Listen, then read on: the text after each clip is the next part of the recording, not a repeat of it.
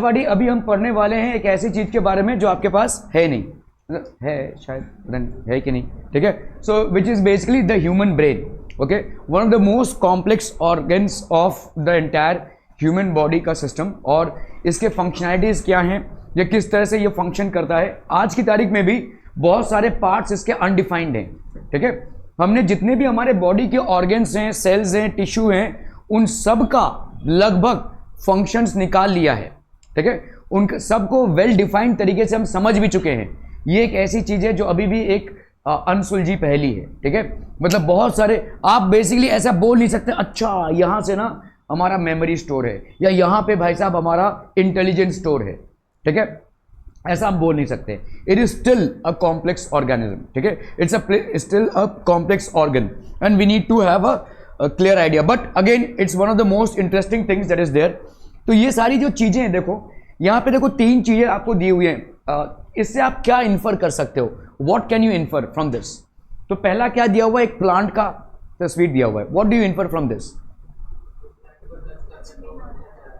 नहीं, touch me not plant है क्या ये, अच्छा ओके।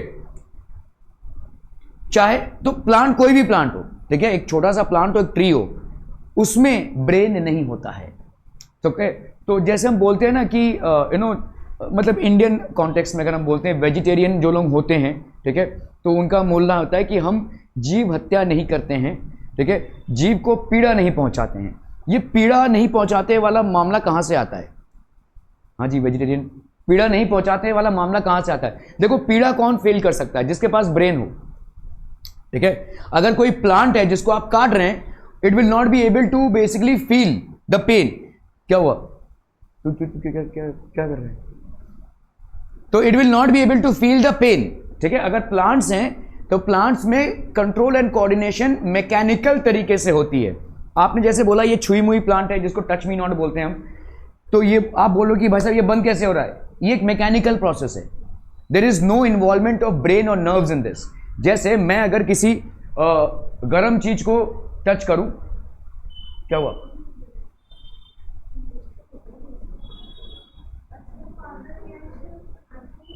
अरे आधा नहीं है वो, मैंने पढ़ा है, वो सिर्फ असर्शन और रीजन में थोड़ा सा कंफ्यूजिंग लग रहा है।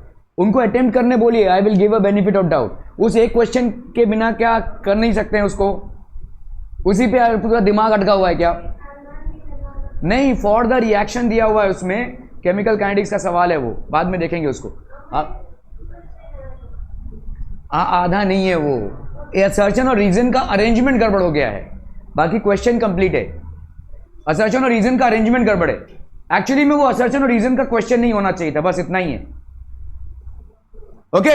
सो देखिए अगर जैसे छुई मुई प्लांट है तो आप बोलेंगे भाई साहब इसका रिस्पॉन्स तो बिल्कुल हमारी तरह, हमको अगर किसी गर्म कि अगर मैंने बिना देकर किसी गर्म चीज को छू लिया तो मेरा हाथ फट से रिटार्ड करेगा, है ना, even without seeing it I will basically the hands will be pulled, why, because my brain is active, okay, so it basically identifies that there is a danger of melting of my skin at that place and automatically it will be pulled up. But if I touch a plant like this, it is converging itself, but is there a brain to this, no, लेकिन ये process आपका mechanical है, ये process में कोई brain का involvement नहीं है, कोई नर्व्स का इन्वॉल्वमेंट नहीं है, this process is entirely mechanical. So हमारे हिंदू सोसाइटी में जो लोग बोलते हैं कि हम वेजिटेरियन हैं, the reason why they feel proud about being a vegetarian is because they are not causing pain to a organism.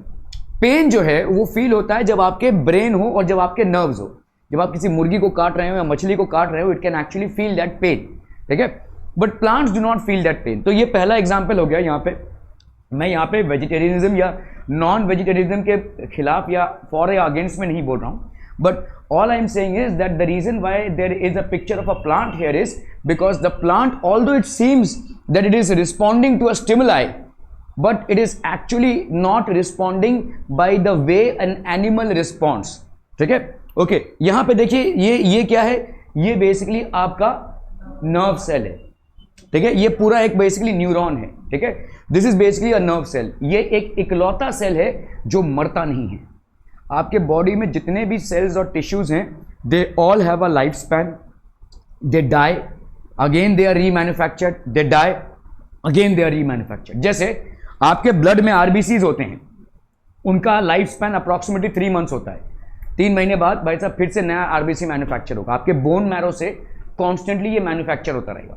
WBC का भी एक लाइफ स्पैन है, आरबीसी का भी एक लाइफ स्पैन, सारे आपके बॉडी में जितने भी सेल्स हैं उनका एक लाइफ स्पैन है। जैसे आप बोलते हो ना कि अरे फ्रैक्चर हो गया है, फ्रैक्चर हो गया तो ये प्लास्टर है, इसका मतलब क्या? प्लास्टर से क्या होगा? प्लास्टर में कोई मेडिसिन नहीं है जो उसके अंदर जा रहा है, लेकिन प्लास्टर क्या कर रहा है? What is the plaster doing actually? कैसे ज्वाइन करता है? प्लास्टर का कोई फंक्शन नहीं है ज्वाइन करने में, तो प्लास्टर का कोई फंक्शन नहीं है। प्लास्टर का बस इतना ही फंक्शन है कि उस जगह को वो इमोबाइल बना रहा है, मतलब वो हिले ना। जैसे समझ लो अगर मेरे यहाँ पे फ्रैक्चर हुआ है, हेयर लाइन फ्रैक्चर हुआ है, तो डॉक्टर के पास जाऊंगा तो डॉक्टर प्लास्टर कर देगा भाई साहब, ठीक है। तो कुछ 7-8 दिन मेरे को भाई साहब ऐसा प्लास्टर फॉर्मेट में रहना पड़ेगा। इसका मतलब क्या है? मेरी हड्डियां जो हैं वो खुद से ही हील होंगी, खुद से ही हील होंगी, मतलब मेरी हड्डियां खुद से ही जुड़ेंगी। बाहर से हम जोड़ नहीं पा रहे हैं इसको, ठीक है। बाहर से सिर्फ एक ही ऑप्शन बचता है, आपने बहुत बार सुना होगा, रॉड लगा दिया है, ठीक है। वहां हड्डियां भाई साहब एकदम चूड़म चूड़ हो गया है, वहां पे रॉड लगा देते हैं अपन। लेकिन जहां पे भी हड्डियों को खुद के हील होने का प्रोबेबिलिटी है, वहां पे डॉक्टर उसको प्लास्टर करके छोड़ देते हैं। Plaster is not doing any remedy to that injured part, ठीक है। Plaster is just making it immobile, ताकि वो मूव ना हो वो पार्ट, ताकि देखो अगर मूव होएगा ना तो टेढ़ा मेढ़ा ज्वाइन हो जाएगा, ठीक है। आप समझे हो? मतलब अगर समझ लो आप भाई साहब किसी पेपर को, जैसे आप समझ लो किसी डायग्राम को अगर पेपर के ऊपर पेस्ट करते हैं तो आप उसमें भाई साहब गोंद लगाते हैं, ठीक है, फिर उसको पेस्ट करते हैं, लेकिन अगर आपने ऐसे कर दिया तो वो टेढ़ा मेढ़ा हो जाएगा। ऐसा ही कुछ हड्डियों के सिस्टम में भी है कि भाई साहब दोनों सिक्रीशंस कर रहे हैं उस जॉइंट से, लेकिन अगर आप उसको बहुत ज्यादा मूव कर रहे हैं तो टेढ़ा मेढ़ा फिक्सिंग हो जाएगा वहां पे, ठीक है। ओके, सो ये आपका इकलौता सेल है आपके बॉडी में जो आपके जन्म से लेकर आपके लास्ट डे तक it will not be undergoing any changes. इसका कोई रीजनरेशन नहीं होगा, there is going to be no regeneration. ये वैसे का वैसे ही रहेगा, हाँ लेंथ इसका बढ़ सकता है लेकिन ये रहेगा वैसे का वैसे ही, ठीक है। ये इकलौता सेल है हमारे बॉडी में, नर्व सेल, ठीक है। आपके जन्म से लेकर भाई साहब, हमारे सबके जन्म से लेकर लास्ट डे तक it's going to remain as it is, ठीक है। It's not going to change, it's not going to degenerate, neither new cells are going to get form, ठीक है। नए सेल्स का फॉर्मेशन नहीं होगा, ठीक है। नर्व सेल है। आप अगर देखोगे भाई साहब फ्लावर्स में, तो फ्लावर्स में भी क्या आप बोलेंगे भाई साहब फ्लावर्स में पॉलिनेशन कैसे हो रहा है? फ्लावर्स में इतनी सारी एक्टिविटीज, ये जो भाई साहब सेपल्स पेटल्स क्रिएट हो रहे हैं, ये कैसे हो रहे हैं? So the entire process in plants is mechanical, there is no involvement of any control and coordination. Whatever is happening right from the leaves absorbing the minerals and water and pushing it to the leaves, the roots absorbing minerals and water and pushing it to the leaves, manufacturing of food, distribution of food, ये सारा process mechanical है, सारा process mechanical है। मतलब as a अब basically अब जैसे अगर आप देखोगे आपके बिल्डिंग में जो पानी आ रहा है वो पानी भाई साहब ऊपर चढ़ रहा है, फिर पानी वो डिस्ट्रीब्यूट हो रहा है, इसमें कोई इंसान की जरूरत नहीं पड़ रही है ना, मोटर वोटर लगा हुआ है भाई साहब, सिर्फ मोटर ऑन करना भाई साहब ऊपर जा रहा है, ऐसा डिस्ट्रीब्यूट हो रहा है। वैसा ही कुछ हमारे प्लांट्स में भी हो रहा है, पूरा प्रोसेस आपका मैकेनिकल है, ठीक है। Are we clear on this one people hmm, ठीक है। लेकिन हमारे बॉडी में जितने भी एक्शंस होते हैं, चाहे वो इंटरनल हो चाहे एक्सटर्नल हो, वो सब ब्रेन के कमांड को फॉलो करते हैं, ठीक है। They are all following the brain command, ठीक है। So that is how things are we clear on this one people hmm, ठीक है। सो until and unless a person is brain dead, ठीक है, कभी कभी आपका जो इंसान होता है वो ब्रेन डेड हो जाता है, जैसे कोमा में अगर कोई गया, ठीक है, अगर कोई कोमा में पास आउट हो जाता है तो maybe his things are working, तो until unless a person is brain dead हम उसको डेड डिक्लेयर नहीं कर सकते, ब्रेन डेड हो जाना चाहिए, ठीक है। Okay, so what happens when we see tasty food? So obviously भाई साहब मुंह में पानी आ जाता है। ये जो एक प्रोसेस है ये क्या है? अगर आपने स्मेल किया टेस्टी फूड को या आपने देखा भी, अरमान स्मेल किया टेस्टी फूड को या आपने उसको देखा भी, तो ये माउथ वाटरिंग वाला जो प्रोसेस है वो क्या है? Why does it happen? आपको लालच है इस बार, इसलिए खाने का मन कर रहा है, मतलब आपको आप लालची हैं। क्या ये एक्सप्लेनेशन है? अरे भाई साइंस आपके लालच को सपोर्ट नहीं करेगा। आप होंगे खाने का मन कर रहा है, ठीक है, लेकिन साइंस अपना जो काम करेगा उसका एक रीजन होगा। व्हाट आर साइंस गो सी खाने के प्रति, मतलब जो खाना है वो टेस्टी है, आपने टेस्ट किया रहेगा, आपको एक उसके लिए क्रेविंग हुई रहेगी, वो आपका इमोशन है, उसके साथ साइंस का कोई कनेक्शन नहीं है. Why is there a watering of your mouth the moment you smell or see a tasty food? Okay, आपके ब्रेन में उस फूड का टेस्ट रजिस्टर्ड है ना. गुलाब जामुन का क्या टेस्ट होता है, या मतलब कोई समझ लो कोई पालक पनीर का क्या टेस्ट होता है, ये सारे इतने सारे डिशेस हैं, ये आपके दिमाग में रजिस्टर्ड है. इतने सारे डिशेस के नाम अगर मैं बोलूं तो आप मतलब उसको इमेजिन कर सकते हो, right. You can feel that taste, right. Although you are not tasting it but you can feel the taste. ये सब आपके मेमोरी में रजिस्टर्ड हो गया है, ठीक है. It's already registered in your memory. Are we clear? Okay, now when you happen to see this food, ठीक है, और इवन स्मेल इट, पड़ोस में खाना बन रहा होगा घी वगैरह से बहुत सारा, तो आपको ये टेस्ट जब आएगा तो आपका जो माउथ है it is getting prepare to consume that food, ठीक है. और इसीलिए सलाइवा जनरेट हो रहा है. Saliva is a process which helps in digestion, ठीक है. तो आप मतलब जैसे देखते हैं ना कि भाई अगर आप रनिंग करने जा रहे हैं, ठीक है, या भाई साहब लेट्स से एक लॉन्ग जंप लेने जा रहे हैं, तो आप देखते हैं ना स्प्रिंटर्स ऐसे अपने आप को तैयार करते हैं, ठीक है. आप रनिंग अभी भी चालू नहीं हुई but they are basically making themselves ready for the run. That is what is happening here. Your brain is getting ready to digest that food and automatically saliva will be secreted, ठीक है. ये आप लालच की वजह से नहीं हो रहा है ये, ठीक है. ये एक साइंस का प्रोसेस है. आपका पूरा body including the first entry point of food that is your mouth is getting ready to consume it and that's the reason automatically saliva is getting generated. इससे कोई मतलब नहीं कि हम लालची हैं इसके वजह से हमारे मुंह से पानी आ रहा है, नहीं, ऐसा नहीं है. Your brain is unconsciously getting ready. You are not conscious about it but your brain is ready, getting ready for this, ठीक है. तो हमारा ब्रेन इस तरह से काम करता है, ठीक है. It is already getting ready for this event to happen. Saliva comes out from our mouth. How do we feel when someone hurts us? किसी ने मारा, गाली दे दी, भाई साहब दुखी हो जाते हैं हम, ठीक है. Okay, so if someone hurts us so we are feeling, ओ भाई साहब इसने रिजेक्ट कर दिया इसको, ठीक है. तो वी फील सैड और वी क्राई, ठीक है. वी फील सैड और we cry. Okay, what when do we do when we feel cold? So अगर कोल्ड फील कर रहे हैं अपन तो चादर ले लेंगे भाई साहब, स्वेटर ले लेंगे, जैकेट ले लेंगे. Okay, so these are basically, तो if we are feeling cold we shiver, ठीक है. अच्छा, जब ठंडी के मौसम में ठंडे पानी से कौन कौन नहाते हैं? सब तो गर्म पानी वाले होंगे. अच्छा, अच्छी बात है, ठीक है. तो आप जब नहा के बाहर निकलते हैं थोड़ा बहुत आपके ये दांत टटा करते हैं कभी कभी, है ना. क्यों ऐसा होता है? या आपका बॉडी कांपता है थोड़ा सा, क्यों? तो ठंड लगने से बॉडी क्यों कांप रही है? आप कंपा रहे क्या बॉडी को? नहीं, वो अपने आप ही कांप रहा है. क्यों? हाँ, okay. So when your body is vibrating, okay, आप देखोगे भाई साहब ये वाइब्रेट हो रहा है जब, तो इसमें हीट जनरेट होगा, ठीक है. आपको भी ठंड लग रही है फॉर वॉट एवर रीजन्स, ठीक है, तो आपका बॉडी शिवर कर रहा है. शिवर करना एक नेचुरल मैकेनिज्म है, आपका ये ब्रेन जनरेट कर रहा है. ब्रेन इस चीज को जनरेट कर रहा है. There is a change in your environment in terms of temperature. In order to compensate for this you are shivering. ये शिवरिंग से हो क्या रहा है, आपके बॉडी में हीट जनरेट हो रही है to counterbalance the cold that is being created, ठीक है. क्लियर है? तो शिवरिंग कोई मतलब आप नहीं कर रहे हैं, अपने आप हो रहा है भाई साहब. ये खाने को देखकर मुंह में पानी आना अपने आप हो रहा है. ठंडी में आपके बॉडी का शिवर होना ये अपने आप हो रहा है, ठीक है. ये अपने आप हो रहा है क्योंकि बॉडी का मैकेनिज्म आपके भाई साहब ब्रेन से जुड़ा हुआ है. ब्रेन का रिस्पॉन्स है ये, ठीक है. So you shiver when it is basically cold. There is something inside our body which is controlling our body and our emotions and that is the brain, ठीक है. हमारे इमोशंस से ये जुड़ा हुआ है. This is basically connected to our emotions. Okay, what is controlling emotions inside our body? So emotions are being controlled by the brain, ठीक है, regulating. हमारे बॉडी में जो ब्रेन है that is what we are going to study in this chapter. Control and coordination. तो life consists of living organisms. What are living organisms made up of? Obviously cells, tissues, organs, organ systems वगैरह, इन सब चीजों से बने हुए भाई साहब अपन, ठीक है. Okay, are made up of cells. Cell is the basic structural and functional unit. ये एकदम प्राइमरी लेवल पे जाएंगे तो पहला चीज जो हम एनकाउंटर करते हैं वो है सेल्स, ठीक है.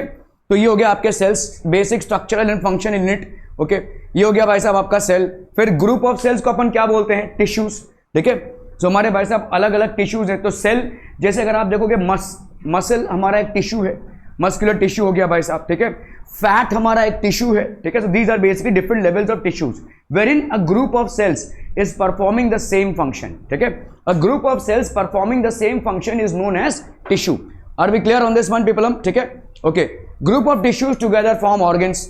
Now let us see a few organs of our body. For example there is a brain, ठीक है। अभी भाई साहब आपका हो गया लंग्स, ठीक है। Then we have the heart, ठीक है। This is basically the stomach, the intestine, ठीक है। तो all these are basically group of organs that we have, ठीक है। सो ये सारे ऑर्गन्स बनते हैं भाई साहब, ठीक है, okay. Group of organs working together are called as the organ system. जैसे आपका डाइजेस्टिव सिस्टम हो गया, एक्सक्रीटरी सिस्टम हो गया, सर्कुलेटरी सिस्टम हो गया, ठीक है। जैसे मैं अगर बोलूं आपका डाइजेस्टिव सिस्टम, अभी इस डाइजेस्टिव सिस्टम के क्या क्या पार्ट्स होंगे? माउथ और इसोफेगस, ठीक है, फिर small intestine, large intestine, stomach, ठीक है। ये सब आपके भाई साहब will be a part of the digestive system. If I say what is the circulatory system made up of? Heart, arteries, veins, ठीक है, this is basically the circulatory system. What is the respiratory system made up of? Lungs, ठीक है। Then we have ब्रोंकाइली, ठीक है, nostrils, ठीक है। ये सारे भाई साहब आपके रेस्पिरेटरी सिस्टम के पार्ट हो गए। What is the excretory system made up of? So आपके किडनीज हो जाएंगे, किडनीज हो गए, फिर आपका यूरेथ्रा हो गया, ठीक है। सो ये सारे आपके जो हो गए, these are basically performing the action of excreting the waste from our body, ठीक है। सो इस तरह से group of organs working together are known as organ systems. So these are basically known as organ systems, ठीक है। So these are group of bodies. All organ systems working together, all organ systems working together form, ठीक है, organism. तो सारे organ systems जब एक साथ काम करते हैं तो generally they form an organism, ठीक है। But how does this organism function? Let us consider an example, ठीक है। आपका भाई साहब ऑर्गेनिज्म कैसे फंक्शन करता है, तो एग्जाम्पल के टाइम पे गायब हो गया भाई साहब, अरे बाबा रे। Okay, so let's look at this बच्चा पार्टी।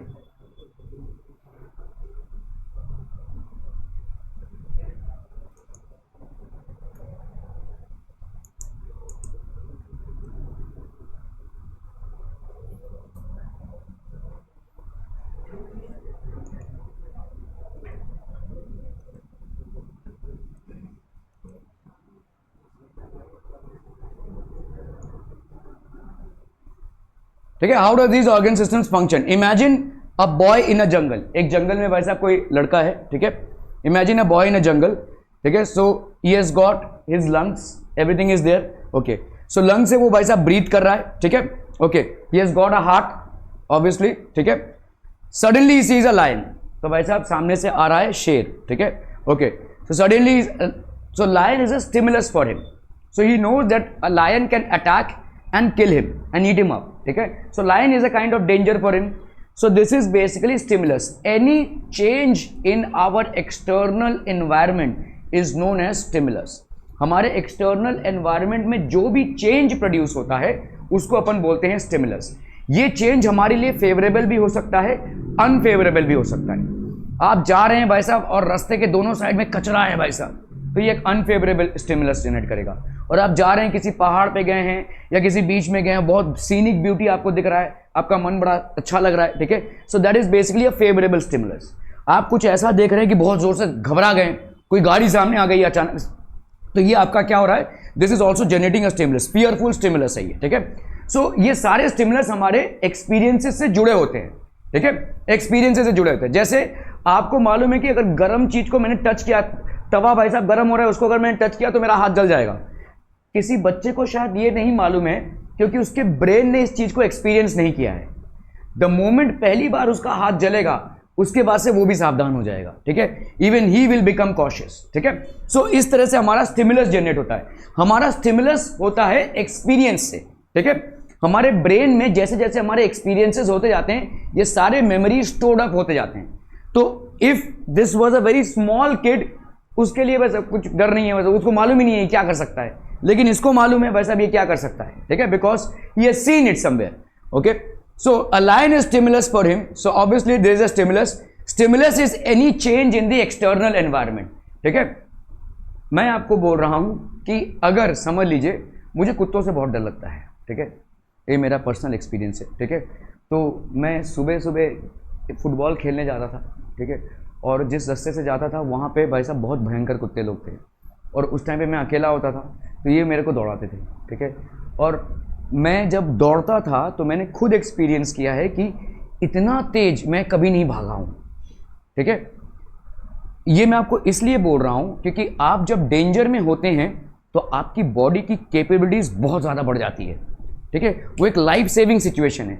10 कुत्ते मेरे पीछे भाग रहे हैं भाई साहब, वो फील्ड है और वो गेट है, उस गेट को डांक के मेरे को फील्ड के अंदर जाना है, ठीक है। तो मेरा ब्रेन ये कैलकुलेट कर चुका है उनका डिस्टेंस कहाँ था कि वो हम देख रहे हैं, मैं भाग रहा हूँ, ठीक है। सो ये जो मैं भाग रहा हूँ ये मेरा स्पीड, नॉर्मल स्पीड, अगर मैं बोलूँ कि चलो रेस लगाते हैं, उसमें मेरी जो स्पीड होगी और ये जो जान बचाओ आंदोलन है, ठीक है, इसमें मेरी जो स्पीड होगी, इसमें जमीन आसमान का फर्क होगा, ठीक है।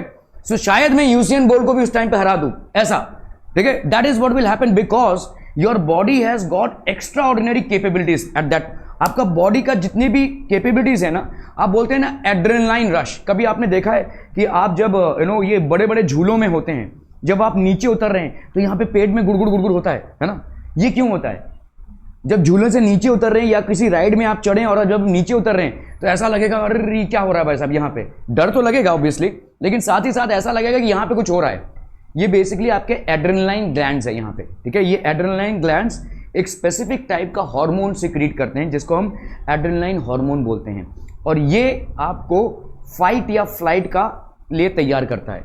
किसी सिचुएशन से आप या तो फाइट कर सकते हैं या तो भाग सकते हैं, दोनों चीजें कर सकते हैं, फाइट और फ्लाइट, और ये आपके बॉडी की कैपेबिलिटीज को बढ़ा देता है।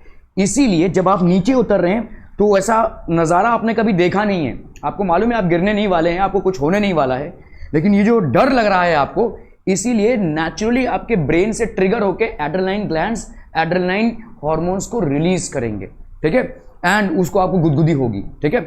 और वही हार्मोन्स आपको बेसिकली फाइट या फ्लाइट का सिचुएशन देते हैं। तो समझ लो आप भाई साहब देख रहे हैं, आप रास्ता क्रॉस कर रहे हैं, कोई गाड़ी आ रही है, आप अंधे की तरफ जा रहे हैं वो अलग बात है, ठीक है, लेकिन अगर आपने देख लिया गाड़ी आ रही है, आप देखोगे भाई साहब आपकी डिसीजन मेकिंग कैपेसिटी एकदम प्राइम हो जाती है।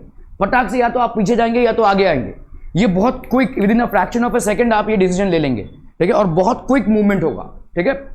Why does this happen? क्योंकि आपका ब्रेन की कैपेसिटी और प्लस आपकी मस्कुलर कैपेसिटी बहुत बहुत ज्यादा बढ़ जाती है rather than when you are normal।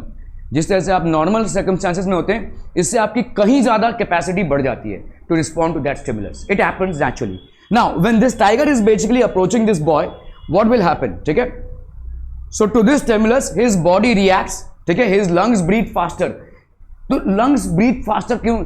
दिल की धड़कनें तेज हो जाएंगी, lungs will breathe faster. Why? हाँ नहीं, हम नहीं, डर की वजह से नहीं, व्हाई विल दे बेसिकली, हाँ नहीं, लेकिन स्टिमुलस की वजह से क्यों ऐसा होगा? हाँ yes, now he has to basically run away. या तो भाई साहब शेर के साथ लड़ ले या तो भागे, और भागने के लिए इसको एनर्जी की जरूरत पड़ेगी, और एनर्जी के लिए इसको एक्स्ट्रा ऑक्सीजन की जरूरत पड़ेगी। तो ऑटोमेटिकली इसका लंग्स अभी, या इसका हार्ट बीट बढ़ जाएगा। हार्ट बीट बढ़ जाएगा मतलब इसके लंग्स में अभी ज्यादा ऑक्सीजन आएगा, क्योंकि जब आप देखो कोई भी गेम खेलते हैं आपका ब्रीदिंग रेट बढ़ जाता है ऑटोमेटिकली, क्योंकि आपके बॉडी को ज्यादा ऑक्सीजन की रिक्वायरमेंट है। आपके जो सेल्स हैं वो तमाम ऑक्सीजन ले ही रहे हैं, लेकिन क्योंकि आप बेसिकली किसी स्पोर्ट एक्टिविटी में इन्वॉल्व हैं, सो ऑब्वियसली आपका ब्रीदिंग रेट बढ़ जाएगा। सो सिर्फ इसको देखकर, इसने अभी भी मूवमेंट चालू नहीं किया है, सिर्फ इसको देखकर इसके भाई साहब लंग्स की कैपेसिटी बढ़ जाएगी, ज्यादा ऑक्सीजन लेंगे ये, ठीक है। Breathing rate will increase, his heart beat increases, heart beat increase हो रहा है क्योंकि अभी इसके हार्ट को क्या करना पड़ेगा, जोर से इसके मसल्स में ब्लड को पंप करना पड़ेगा, ताकि इसके मसल्स में एनफ ऑफ ऑक्सीजन जाए, और जितना ऑक्सीजन जाएगा उतना एनर्जी जनरेट करेगा, क्योंकि अभी इसको भागना है। भागना है मतलब इसके मसल्स को इन्वॉल्व होना है, और अगर मसल्स को इन्वॉल्व होना है तो मसल्स में ऑक्सीजन की रिक्वायरमेंट पूरी होनी चाहिए, ठीक है। सो इसीलिए भाई साहब इसका हार्ट बीट इंक्रीज हो गया, ठीक है। ये सब फटाफट अपने आप होने लगेगा, ठीक है।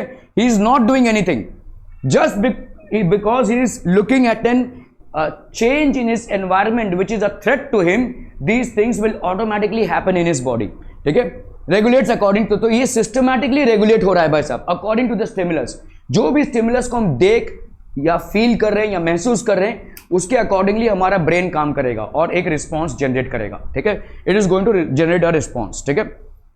So control refers to the systematic regulation of various activities. So control का मतलब क्या है कि जितने भी आपके सिस्टमैटिक रिस्पॉन्सेज हैं उनको ये रेगुलेट करता है, ठीक है। Control refers to the systematic regulation of various activities, ठीक है। Let's say breathing rate, heart rate, ये सब आपका भाई साहब कंट्रोल होता है. Now this has happened because the eyes send the message to the brain. The eyes the moment they looked at the danger they send the message to the brain. ठीक है, ये ब्रेन पे एक message गया. The brain sends message to the heart to beat faster and the legs to start running. तो इनको भाई साहब एक मैसेज गया कि स्टार्ट रनिंग. ठीक है, the brain has send a message. Okay, so there will be a message that will be sent in order to run. This is called as coordination. तो ये परफेक्ट तालमेल से चीजें चल रही हैं और ये सारे तालमेल को कौन बनाए रखता है? ब्रेन. ठीक है, हमारा ब्रेन बिटवीन द मसल्स और सब कुछ, सबके बीच में एक परफेक्ट तालमेल बना के रखता है. ठीक है, so this is also known as coordination. Step by step coordination means orderly execution of all activities. एक प्रॉपर ऑर्डर के तहत ये सारे एक्टिविटीज होंगे. ठीक है, एक के बाद एक ये सारे एक्टिविटीज होंगे. ऐसे all of a sudden abrupt नहीं होंगे. They will happen one after the other in a proper sequence. ठीक है, एक प्रॉपर सीक्वेंस में पहले इसने देखा, उसके बाद फटाफट ये सारी चीजें जनरेट हो जाएंगी स्टेप बाय स्टेप. ठीक है, implementation. Okay, so because of this perfect coordination between the organ system the boy is able to run away. Now he will basically run. ठीक है, तो हमारे भाई साहब डेंजर की सिचुएशन में दो चीजें आती हैं, या तो फाइट या तो फ्लाइट. ठीक है, और दोनों एप्लीकेबल होती हैं. भाई साहब एक टुन्नू सा लड़का, इतना बड़ा शेर है, क्या ही फाइट कर लेगा उससे? तो उसके पास ऑप्शन यही बचता है कि फ्लाइट करो. ठीक है, फ्लाइट मतलब भागो यहां से भाई साहब, तो उसका बॉडी वैसे ही कोप अप करेगा. ठीक है, so we get both the options, fight और फ्लाइट, और ब्रेन फटाफट अपना रिस्पॉन्स जनरेट करता है. ठीक है, उसके हिसाब से. ओके, अभी ऑर्गेनिज्म है भाई साहब. ठीक है, so now we know for meticulous functioning of an organism there has to be a perfect coordination. एक ऑर्गेनिज्म को ठीक से फंक्शन करने के लिए, मेटिकुलस मतलब एकदम लो लेवल से लेकर हाई लेवल तक परफेक्टली फंक्शन करने के लिए, for meticulous functioning of an organism there has to be perfect coordination among different systems और organs and various stimuli from their surrounding. तो एक परफेक्ट कोऑर्डिनेशन होना चाहिए. There has to be a perfect coordination. ठीक है, for meticulous functioning of an organism there has to be a perfect coordination. तो आपका भाई साहब कोऑर्डिनेशन जो है, this has to be perfect among the different systems और ऑर्गन्स. जितने भी आपके अलग अलग सिस्टम्स और ऑर्गन्स हैं उनमें परफेक्ट कोऑर्डिनेशन होना चाहिए. And various stimuli from their surrounding. Stimuli मतलब क्या होता है भाई साहब? जो भी आपके एनवायरनमेंट में चेंज हो रहा है, जो आपको दिख रहा है. ठीक है, सो इसके लिए परफेक्ट कोऑर्डिनेशन भाई साहब एक. So but do we know the same response to every stimulus? क्या हमारा सेम रिस्पॉन्स होगा हर एक स्टिमुलस के लिए? जैसे आपको ठंड लग रही है तो आप कांपेंगे, है ना? ये आपका रिस्पॉन्स बॉडी जनरेट कर रहा है. जितना आप कांपेंगे उससे हीट जनरेट होगा, तो वो आपको काउंटर बैलेंस करेगा. लेकिन अगर आपको गर्मी लग रही है तो भी आप कांपेंगे नहीं. ठीक है, तब भाई साहब आपका अलग रिस्पॉन्स होगा. ठीक है, आपके बॉडी में स्वेट जनरेट होगा. ये स्वेट जनरेशन भी एक रिस्पॉन्स है. जब आपको बहुत ज़्यादा गर्मी लगती है तो स्वेट जनरेट होता है. ये स्वेट से क्या होता है? स्वेट आपके बॉडी में होता है जब, तो स्वेट ड्राई होता है, इवेपोरेट होता है, और इवेपोरेशन प्रोड्यूसेस कूलिंग. जैसे आप नहा कर जब आते हैं तो पहले 2-4 मिनट आपको ठंडी लगती है, क्योंकि आपके बॉडी में वो जो पानी है वो ड्राई हो रहा है, इवेपोरेट हो रहा है, और इवेपोरेशन से कूलिंग प्रोड्यूस हो रही है. वैसे ही जब आपको गर्मी लगती है तो आपके बॉडी का नेचुरल रिस्पॉन्स क्या है? To generate sweat. This sweat when it dries up in your skin actually produces a cooling effect due to evaporation. ठीक है, सो ये आपके बॉडी के अलग अलग स्टिमुलस के हिसाब से अलग अलग रिस्पॉन्सेस जनरेट होते हैं. These are different responses generated as per the different stimulus that your body experiences. Stimulus is a change in the external environment which can be favorable as well as unfavorable. दोनों भी हो सकता है. ठीक है, okay. सो आपके अलग अलग भाई साहब रिस्पॉन्सेस जनरेट होते हैं. ठीक है,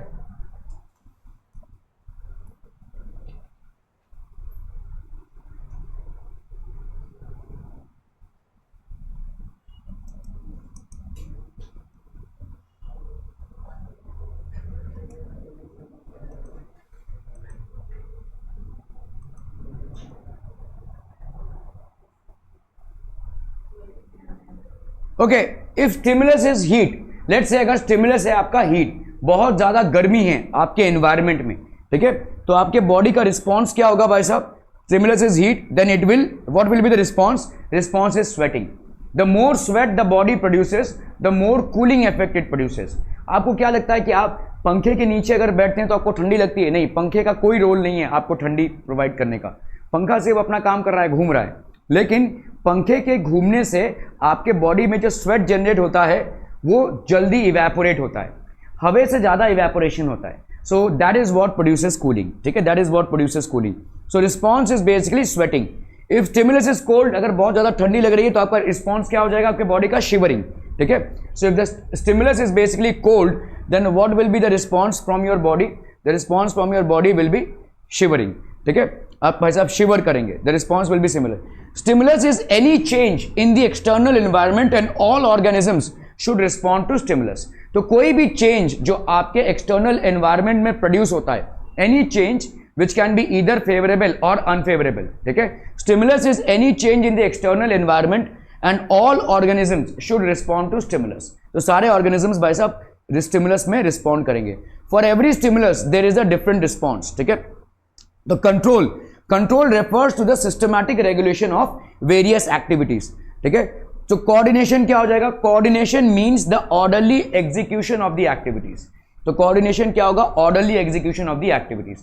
ये जितने भी आपके एक्टिविटीज हो रहे हैं इनका ऑर्डरली एग्जीक्यूशन, एक के बाद एक सीक्वेंस में तालमेल के साथ, ठीक है. तो ये होता है why's control and coordination required in order to ensure that all the responses, ठीक है, आर बेसिकली वेल टैबुलेटेड. तो आपका देखो यहां तक तो आप देख रहे थे कि एक्सटर्नल एनवायरमेंट में कैसे आपका ब्रेन फंक्शन कर रहा है, लेकिन इंटरनली भी बहुत सारी चीजें होती हैं. आप नहीं करके एक सांस में हजारों बैक्टीरियाज को भाई साहब अंदर चले जाते हैं आपके, ठीक है. आपका बॉडी कैसे फाइट कर रहा है, तो आपके बॉडी में भाई साहब एक मेमोरी रजिस्टर होती है. जैसे आपने कोरोना में वैक्सीनेशन लिया, राइट, छोटे में आपने क्या वैक्सीनेशन लिया होगा शायद आपको याद नहीं, लेकिन कोरोना के टाइम पे जो वैक्सीनेशन लिया उसका मतलब क्या है, आप बेसिकली उन्हीं जर्म्स को तो अंदर डाल रहे हो, आपका जो कोरोना के डेड जर्म्स हैं वही अंदर जा रहे हैं. सो आपकी बॉडी में एंटीबॉडीज जनरेट होती है. तो ये जो एंटीबॉडीज ये आपके बॉडी के मेमोरी में है कि भाई साहब ये अगर वायरस आया तो इससे ऐसे निपटना है, ये आपके ब्रेन में रजिस्टर हो गया है भाई साहब, ठीक है. तो आप देखोगे जैसे आप सबको यहाँ पे किसी ना किसी टाइम पे स्मॉल पॉक्स अपना चिकन पॉक्स हुआ रहेगा, है ना. चिकन पॉक्स से बहुत कॉमन बीमारी है, और अगर आप डॉक्टर के पास चले भी जाओगे तो डॉक्टर बोलेगा भाई साहब इसका कोई इलाज नहीं है. डॉक्टर आपको कोई दवाई शायद दे देगा, ज़्यादा फीवर आ रहा है तो उसका दवाई दे दिया है बस, लेकिन स्पेसिफिकली चिकन पॉक्स का कोई दवाई डॉक्टर देता ही नहीं है. क्यों नहीं देता है, क्योंकि अपने आप ठीक होगा. अपने आप कैसे ठीक होगा, क्योंकि आपके बॉडी में एंटीबॉडीज अपने आप जनरेट होंगी, ब्रेन इसका फंक्शनैलिटी करेगा, और एक बार एंटीबॉडीज जनरेट हो गई तो लगभग हम देखते हैं जिसको एक बार चिकन पॉक्स हो जाता है उसको फिर से नहीं होता है जनरली, ठीक है, उसको आजीवन नहीं होता है. तो क्या इसका मतलब फिर से चिकन पॉक्स का वायरस क्या उसके एनवायरमेंट में नहीं आ रहा है, आ रहा है अभी भी भाई साहब, फूड वाटर या एयर से उसके अंदर वो वायरस जा रहा है, लेकिन जैसे ही आ रहा है भाई साहब बॉडी को पता चल जाता है, एंटीबॉडीज जनरेट होती है और वायरस खत्म हो जाता है. It's a natural process. Every minute or rather every second, your body is fighting with no matter hundreds of diseases. आपको इस बात का एहसास नहीं है, ये नेचुरली हो रहा है. ये आपका एक स्टिमुलस है जिसके अगेंस्ट आपका बॉडी का ट्रेनिंग हो चुका है, ठीक है. There is a stimulus. So why is control and coordination basically required? ठीक है. So control and coordination are required for proper growth and development of an organism. तो आपका Let us see some examples of control and coordination in plants and animals. तो हम देखेंगे भाई साहब control and coordination दोनों में, प्लांट्स में भी और एनिमल्स में भी, ठीक है. Okay.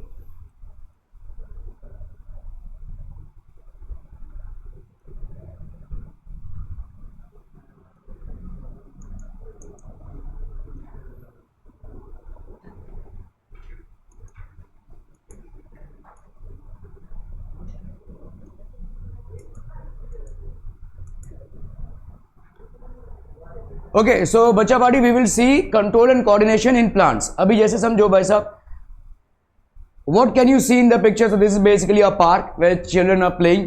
Can animals move? Yes they can, but can plants move? No they can not, ठीक है. तो प्लांट्स में जो स्टिमुलाई का रिस्पॉन्स है वो कैसे होता है, ठीक है. For example any unfavourable circumstance for us can be dealt by we moving from that site, but plants में कैसे, ठीक है. तो प्लांट्स में इनका रिस्पॉन्स कैसे जनरेट होता है. Can plants move? ऑब्वियसली, ठीक है, no. Okay, so animals can move from one place to another and this motion is called locomotion. एक जगह से दूसरे जगह वो मूव कर सकते हैं, और ये जो मूवमेंट है ये आपके फेवरेबल और अनफेवरेबल सर्कमस्टांसेस दोनों के लिए है, ठीक है. So if you find that a particular thing is unfavourable to you, will move out from that place. If something is favourable then you will reside at that place. तो ये तो हम कर ही रहे हैं, ठीक है। Okay, this is called locomotion. Locomotion is coordinated by nervous system and muscular system. तो लोकोमोशन में कौन सी चीजें इन्वॉल्व है भाई साहब? आपका नर्वस सिस्टम इन्वॉल्व है और मस्कुलर सिस्टम। आप जब मूव होते हैं तो आपके मसल्स काम कर रहे हैं, ठीक है। So locomotion is basically movement. So what is nervous system? मतलब आपका ब्रेन और nerves and plus your muscular system are working. Now is nervous system present in plants? Answer is no. Is muscular system present in plants? Answer is no. So how do they move or what are their responses to a stimuli that is generated? ठीक है। So but how do plants move? ठीक है, plants कैसे move करते हैं भाई साहब? Let us study the movement in plants. For example देखो, ये sunflower है। अगर आप देखोगे sunflower पूरे दिन जिस तरफ सूरज रहेगा उसी तरफ भाई साहब ये उगेगा, ठीक है। तो सूरज पानी ग्रही ऐसे मूव कर रहा है भाई साहब और सनफ्लावर भी ऐसे मूव कर रहा है, ठीक है। समझ में आ रहा है? सो wherever the sun is, the sunflower is going to move like this, ठीक है।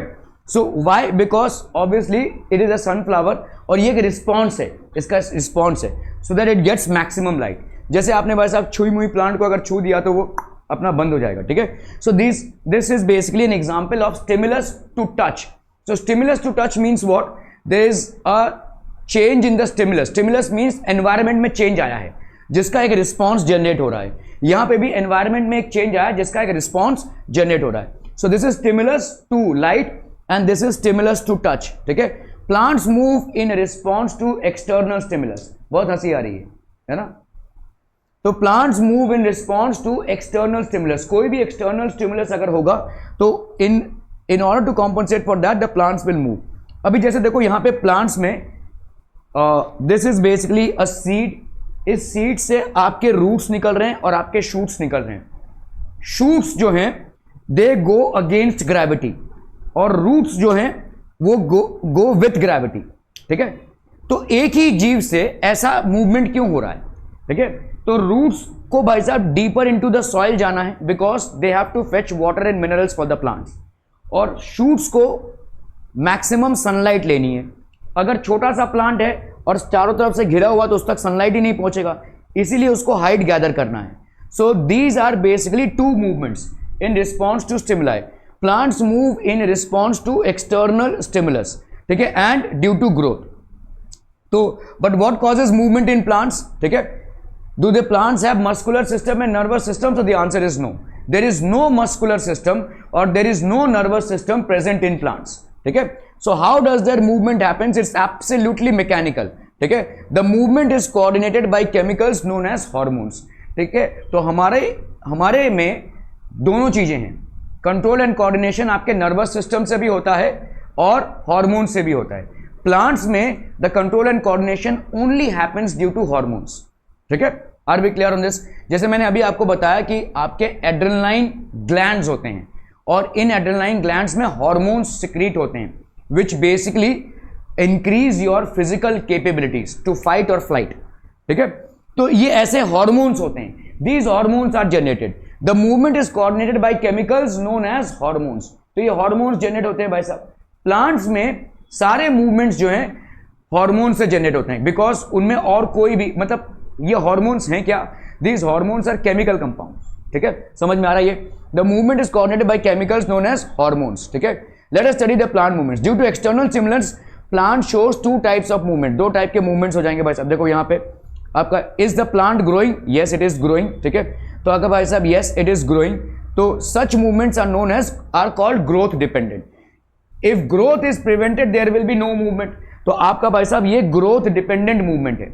The growing of roots inside the soil or the growing of shoots above the soil, both are examples of growth dependent movements, ठीक है। Both are examples of growth dependent movements. If growth is prevented, there will be no movement. अगर भाई साहब growth को अपन prevent करते हैं तो कोई मूवमेंट होगा ही नहीं, ठीक है। There will be no movement. Okay. So is the plant growing? Yes. अगर यहाँ पे भाई साहब हमने प्लांट को ग्रोथ को काट दिया, such movements are known as growth independent movement. जैसे यहाँ पे देखो ये जो मूवमेंट है रूट्स का ग्रो होना या शूट्स का ग्रो होना, that is called growth dependent movement, ठीक है। The growth of the plant in terms of the roots or the shoot is known as growth dependent movement, ठीक है। यहां पे जो आपने छुई मुई प्लांट को टच किया और उसको क्लोज किया, is it correlated to growth? भाई साहब उसके प्लांट्स जो हैं उसके जो लीव्स हैं वो क्लोज हो गए, क्या इसका ग्रोथ से कोई लेना देना है? तो इसीलिए हम इस टाइप के मूवमेंट को क्या बोल रहे हैं? Growth independent movement. So plants में दो टाइप के मूवमेंट्स जो आपको दिखते हैं वो है एक है ग्रोथ डिपेंडेंट और दूसरा है ग्रोथ इंडिपेंडेंट। ठीक है, ग्रोथ डिपेंडेंट मूवमेंट्स जैसे रूट्स का नीचे ग्रो होना, शूट्स का ऊपर ग्रो होना, शूट्स का भाई साहब सनलाइट की तरफ ग्रो होना, these are growth dependent movements. और ग्रोथ इंडिपेंडेंट मूवमेंट्स कौन कौन से हो जाएंगे? जैसे भाई साहब आपका ये छुई मुई प्लांट है, इसका ग्रोथ से कोई लेना देना नहीं है, जैसे ही आप इसको छुएंगे it will close its leaves. So this is basically a growth independent movement. Are we clear on this one people? ठीक है, okay. So growth dependent and growth independent, ठीक है, growth dependent and growth independent, these are the two types of movements that we have. ठीक है, okay. So growth dependent, both of these movements are coordinated by hormones. तो चाहे movement हो growth dependent का या growth independent का, both are controlled by hormones. Plants में सिर्फ हार्मोनल कंट्रोल ही है। ठीक है, प्लांट्स में जो कंट्रोल एंड कोऑर्डिनेशन है वो हार्मोनल ही है। ठीक है, it is not on brain और नर्वस सिस्टम। हार्मोनल मतलब प्योर आपके भाई साहब केमिकल कंपाउंड्स होते हैं जो रिस्पॉन्सेस जनरेट करते हैं। ठीक है, so this is purely due to hormones. Okay,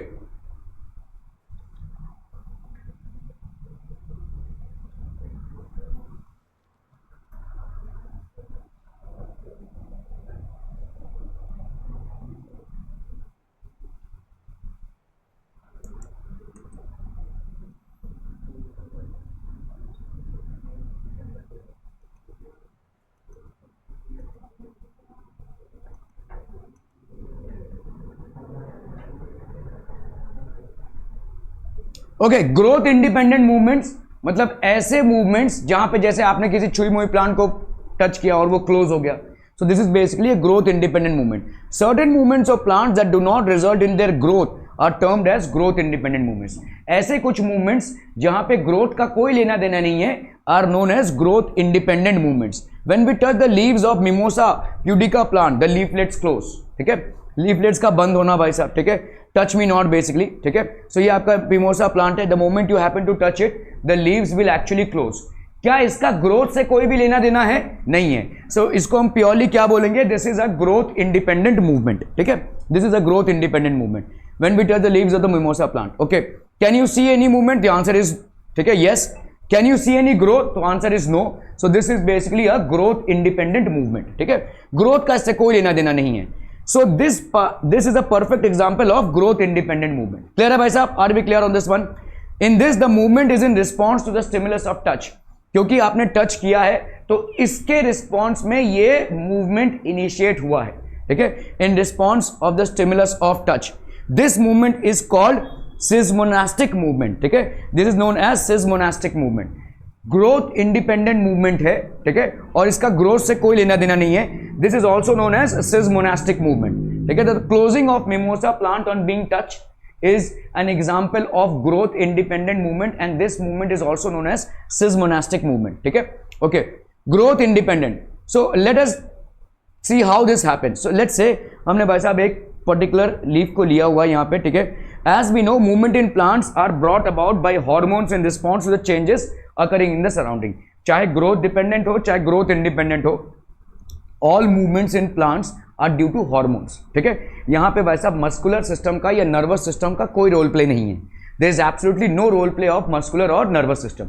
तो ऑब्वियस सी बात है कि प्लांट्स में जितने भी आपके मूवमेंट्स होंगे, चाहे ग्रोथ डिपेंडेंट हो चाहे ग्रोथ इंडिपेंडेंट हो, all of them will be due to the hormones. ठीक है, हॉर्मोन्स की वजह से हो गए। ओके, सो अगर हम देखेंगे when we touch the leaves of Mimosa pudica plant the hormones are released. तो यहां पे हॉर्मोन्स रिलीज होते हैं। अगर मैंने इसको ब्रॉड किया भाई साहब, ठीक है, so the moment you happen to touch it, the moment you happen to touch it, what you will you see, hormones release होंगे भाई साहब, हॉर्मोन्स रिलीज होंगे इस प्लांट में।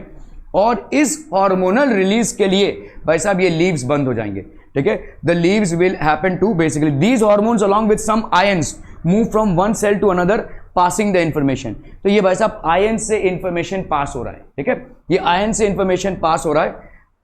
ठीक है, ions cause the water to come out from the cells. तो यहां पे भाई साहब जो आयंस है, जैसे पोटेशियम आयन से जब ये पास होंगे तो ये वाटर को बाहर निकालेंगे, water to come, and this leads to the shrink. तो ये श्रिंक कर जाएगा, दिस विल बेसिकली श्रिंक। ठीक है, so this is purely a hormonal movement. ठीक है, so this happens to be shrinking. The change in the shape of the cells causes the movement in the plants. तो ये जो change in the shape of the cells है, इससे आपका movement हो रहा है प्लांट्स में, ठीक है, movement in plants. But since the information is conducted from one cell to another, the movement also happens at a place different from touch, ठीक है। तो आपका प्ले ऐसी जगह पे हो रहा है जो टच से बहुत दूर है, that is very different from this. So what do we do, so what do we know about growth independent movement. तो ग्रोथ इंडिपेंडेंट मूवमेंट भाई साहब क्या हो जाएगा, the movement occurs at a place different from place of touch. तो आपका कहां पे होता है भाई साहब, जो जगह से, मतलब एक ऐसे जगह पे होता है which is different from the place of touch, ठीक है। दिस, तो आपने देखो छुआ यहां पे है, लेकिन ये कहां तक जा रहा है भाई साहब, इसका मूवमेंट देखो यहां तक जा रहा है, समझ में आ रहा है ये। The movement occurs at a place different from the place of touch, you have touched it here but the movement is getting carried forward entirely, ठीक है। तो movement occurs at a place different from the touch, this means that the information has been communicated. तो information जा रहा है आगे, ठीक है। और ये प्योरली एक मैकेनिकल प्रोसेस है, it is happening due to ions and all these things that are involve. और ये प्योरली एक मैकेनिकल प्रोसेस है, मतलब यहां पे मस्कुलर सिस्टम का या कोऑर्डिनेशन सिस्टम का कोई भी लेना देना नहीं है, ठीक है। The plant use electrical and chemical means to transfer the information from one cell to another. तो इलेक्ट्रिकल और केमिकल मीन्स से भाई साहब ये आगे जा रहा है, हार्मोनल है ये, एब्सोल्युटली हार्मोनल, ठीक है। आयंस बेसिकली चार्ज एलिमेंट्स होते हैं जो पोटेशियम है, और ये क्या कर रहे हैं भाई साहब, पानी को बाहर फेंक रहे हैं, जिसकी वजह से ये हो रहा है, शेल्स का श्रिंकेज हो रहा है, ठीक है। द सेल्स इधर स्वेल और shrink and thus change their shape to cause the movement in the plant. तो शेल्स या तो स्वेल होते हैं या तो श्रिंक होंगे, जिसकी वजह से ये मूवमेंट होगा, ठीक है। द सेल्स विल स्वेल और shrink and this causes the movement in the plant. तो अगर आप देखोगे प्लांट्स में जो मूवमेंट हुआ है बच्चा party, the movement in the plants is purely and purely mechanical without any involvement of the nervous system, the muscular system, ठीक है। ये आपका प्योरली मैकेनिकल प्रोसेस है, ये ड्यू टू हॉर्मोन्स हो रहा है। और हॉर्मोन्स की वजह से क्या हो रहा है, हॉर्मोन्स की वजह से भाई साहब आपके ये केमिकल्स एंड आयंस रिलीज हो रहे हैं which are causing this movement to happen, ठीक है। ओके ओके ओके,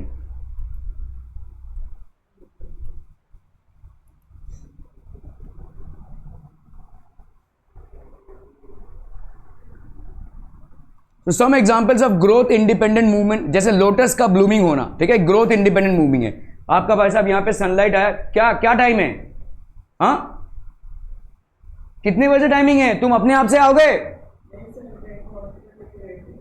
और आपके बाकी लोग,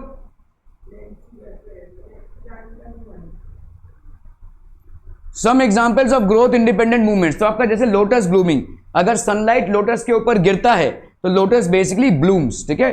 सो stimulus of light in response lotus opens in the morning, ठीक है।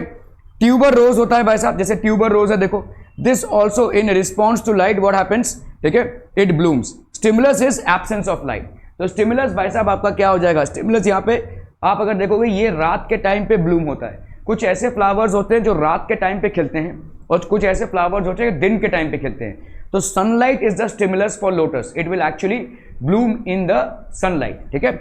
और ये भाई साहब जो है आपका tuber rose, this happens to bloom in the moon light. I mean एकदम भी लाइट नहीं होगा तब ये ब्लूम करेगा। So stimulus is absence of sunlight. तो इस वाले प्लांट के लिए स्टिमुलस क्या है, एब्सेंस ऑफ सनलाइट। इस वाले प्लांट के लिए स्टिमुलस क्या है, प्रेजेंस ऑफ सनलाइट, ठीक है। तो अलग अलग रीजंस के लिए अलग अलग रिस्पॉन्सेस जनरेट हो रहे हैं, ठीक है। Okay, so tuber rose basically in response tuber rose opens at night, ठीक है। ओके, सो ड्रोसेरा है भाई साहब, Drosera is basically again stimulus is touch of an insect. आपने देखा रहेगा ये इंसेक्ट जैसे इस पे बैठेगा ये इसको इनक्लोज करके निचोड़ लेगा, ठीक है।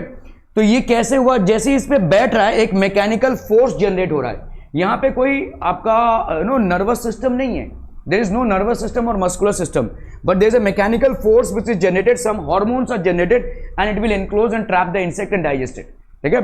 So stimulus is the touch of an insect. The moment an insect happens to touch it, it will close in response. ये इंसेक्टिवोरस प्लांट है, drosera is basically an insectivorous plant that feeds on insects, ठीक है। तो आपके Venus flytrap भी एक insectivorous plant है। So in response insectivorous plants like drosera curl inverse to trap the insect. तो ये भाई साहब अंदर की तरफ ऐसे कर्ल होंगे और इंसेक्ट को ट्रैप कर लेंगे, ठीक है। They will curl and trap the insect. So these are insect eating plants, okay. Venus flytrap दूसरा है भाई साहब, Venus flytrap looks and smells like a flower to insect. आपका देखो भाई साहब इस तरीके का होता है, ये जैसे ही भाई साहब इंसेक्ट इसमें आएगा ये बंद हो जाएगा, ठीक है। अगेन ये प्रोसेस मैकेनिकल है, इसमें कोई भी ब्रेन या नर्वस सिस्टम का एम्प्लॉयमेंट नहीं है, ठीक है। So it will basically entrap the insect and digest it. Stimulus is touch of an insect to trigger hair, ठीक है। तो यहां पे भाई साहब टच ऑफ एन इंसेक्ट है। In response Venus flytrap shuts and digest the insect, तो भाई साहब शट कर देता है और डाइजेस्ट कर देता है इंसेक्ट को। Fruit of blossom, in response explosive fruit of blossom plant burst open to appropriate time to scatter the seeds. तो भाई साहब ये ठक से नीचे गिरेगा और ये बर्स्ट आउट हो जाएगा और ये सारे सीड्स भाई साहब बिछड़ जाएंगे। भिंडी का प्लांट भी ऐसा ही है, अगर आप ओकरा जिसको बोलते हैं हम, अगर वो ऐसे ऐसे उसको आप ऐसे छोड़ देंगे ना तो एक दिन वो फूट जाएगा और पूरे सीड्स डिस्पर्स हो जाएंगे, ठीक है। So in response explosive fruit of blossom plant burst open at appropriate time to scatter the seeds, ठीक है। सो ये आपके ग्रोथ इंडिपेंडेंट मूवमेंट्स हैं कुछ, ठीक है।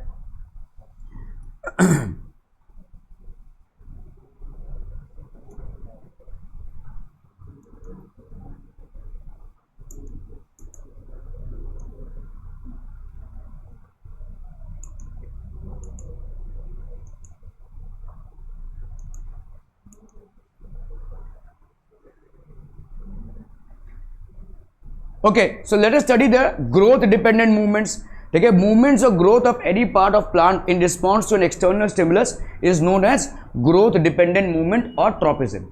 जिसका growth से connection हो ऐसे टाइप के movement को अपन बोलेंगे tropism या growth dependent movement। Who shows growth dependent movement? Roots will show, shoots will show, ठीक है। ये आपके roots, shoots वगैरह सब growth dependent। movement in a seedling is always growth dependent। जैसे आपका भाई साहब seed है, देखो इसमें से ग्रोथ डिपेंडेंट मूवमेंट्स होने, roots will go deeper into the soil and shoots will become taller in height, ठीक है। Why will shoots become taller in height? To fetch maximum sunlight, to take the advantage of maximum sunlight. Why will roots go deeper into the soil? To get maximum amount of obviously water and minerals, ठीक है। So इस तरीके के भाई साहब movements होते हैं, ठीक है। ओके, मूवमेंट और growth of any part of plant in response to an external stimulus is called growth dependent movement और tropism. Plants show 4 types of tropism.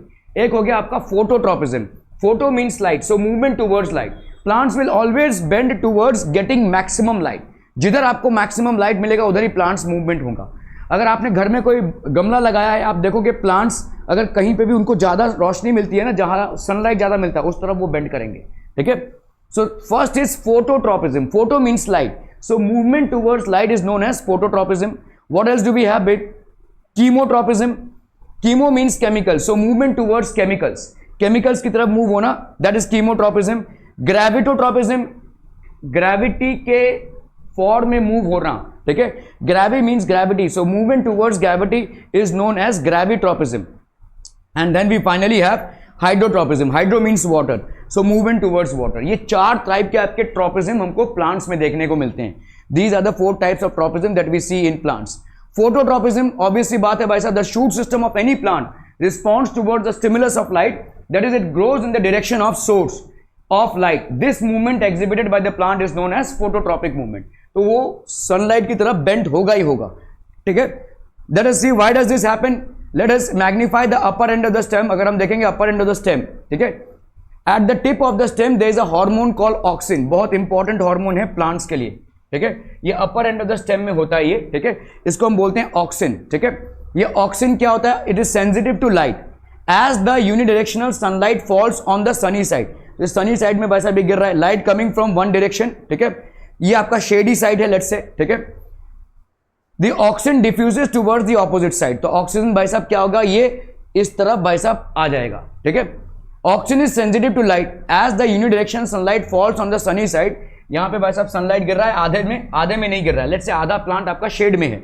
तो ऑक्सीजन, ठीक है, as the unidirectional sunlight falls on the sunny side the oxygen diffuses towards the opposite side.